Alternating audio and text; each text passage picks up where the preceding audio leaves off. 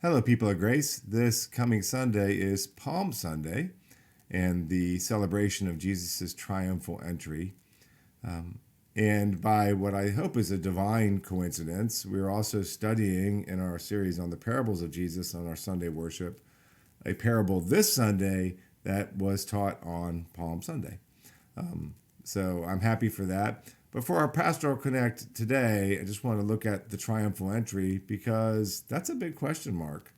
We celebrate the triumphal entry, but we also know that just a few days later, from Palm Sunday to Good Friday, Jesus is hanging on a cross and the crowds have turned on him. So we really have to ask, was it a triumphal entry? Because what the people were looking for was a guy who could change their world. And all of us have a deep desire to see the world be better. I think it's part of the image of God in us, put there by God himself.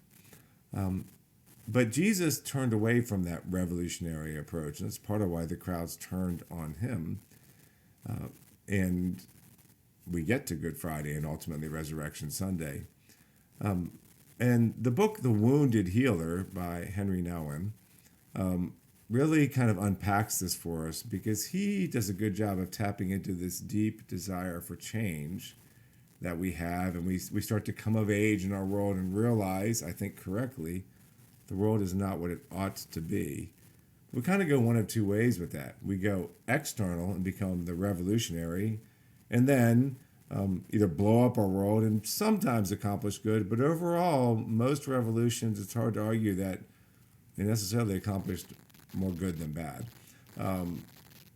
So we can do that, but those people often end up cynics, and the whole attempt at external change is fraught with peril for the soul. Or you can turn inward and become a mystic. But mystics can often then just become disengaged and separatist, and they feel better about themselves, but they're not really engaging their world. And it's really Jesus who does both, but he starts with the mystic, the internal change, so that you can just keep engaging the world even when it doesn't change, because you're not putting your hope on that worldly change.